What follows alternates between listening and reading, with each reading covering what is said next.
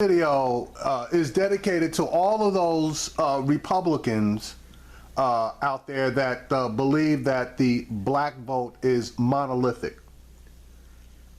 Number one, black voters are some of the most educated voters in the electorate.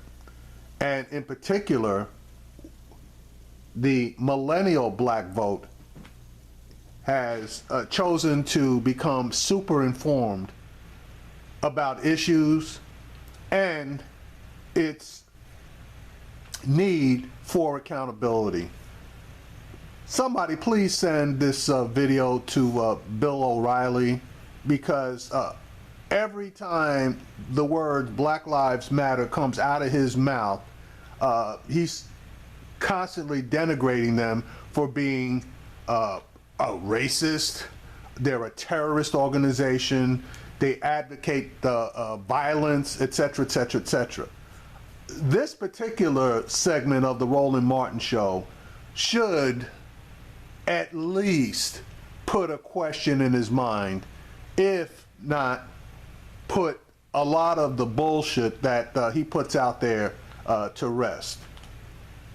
All right, folks, Hillary Clinton has a huge issue when it comes to young voters. Focus groups were conducted by several liberal organizations, and it shows that those young African Americans ain't really feeling Hillary Clinton. The results released to the New York Times, they say for a number of reasons. They mistrust Mrs. Clinton and her husband on issues of criminal justice. They also blame Bill Clinton for the 1996 crime bill that imprisoned a disproportionate number of African Americans. Over 25% of African Americans are between ages of 18 and 34, and getting those young voters, many say the Obama voters, out to the polls are critically important. Let's go to Brittany Patnett, an education activist and co-founder of Campaign Zero, joining us via Skype from St. Louis.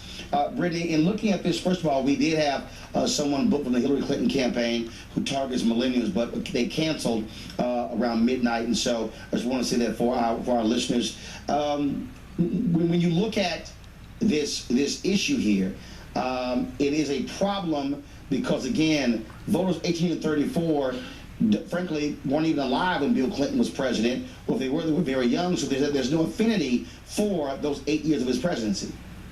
Yeah, that's definitely a part of the challenge. It's not the whole challenge, right? And what we know is that looking back at those times, I was alive, I was young, but looking back at those times, whether through experience or research, we've been able to track a lot of the outcomes and some of the decisions that that administration have had in our community. So these separated families, broken families, people that are doing high amounts of time in jail for low-level drug offenses, all of that can be directly traced back here. And so that's one of the critical issues that a lot of young voters have to put before Hillary Clinton, as they have been over the last few months. But it's not the only issue that affects black millennials and young black voters. And I think that's one of the major frustrations that young folks of color are having with the campaign. They want to hear about more than just the criminal justice platform. And what are the other issues?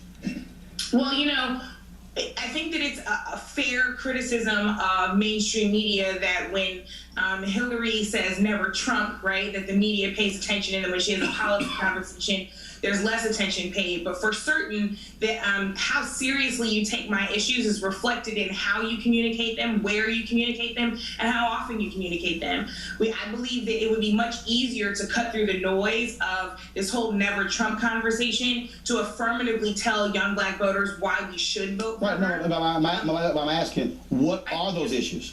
Yeah, and so I'm saying one of the issues is actually taking out the time to come to the platforms that reach us, right? To come to the organizations that are not the traditional ones, but to actually make the time and show us that we're a priority. When we think about issues of education, her platform talks about ending the school to prison pipeline, but we know that ESSA actually puts more control of education in the hands of the state. So how does she plan to do that effectively, and when does she plan to do that? We think about a $12 minimum wage that she is advocating for.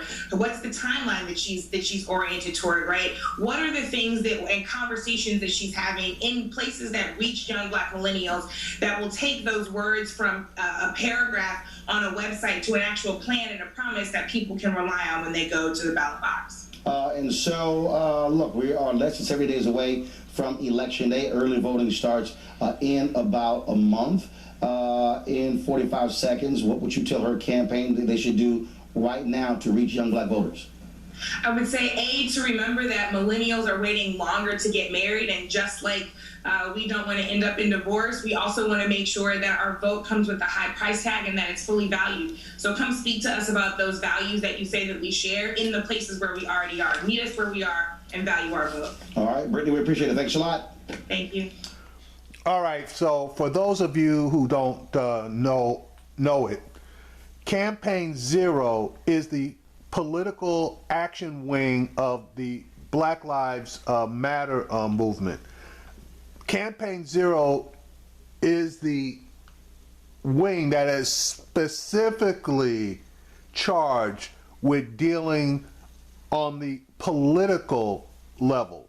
They are the ones that are responsible for having laws created and changed in over 40 states. So, Mr. O'Reilly, this particular video should be addressed directly to you so that you could stop with the bullshit about the Black Lives Matter movement being a terrorist organization. This organization, Campaign Zero, is working within the system. This organization is holding everybody accountable, not just Republicans, but Hillary Clinton as well. So it would be appreciated if you would stop with the denigration of the Black Lives Matter movement to the fault of everything else.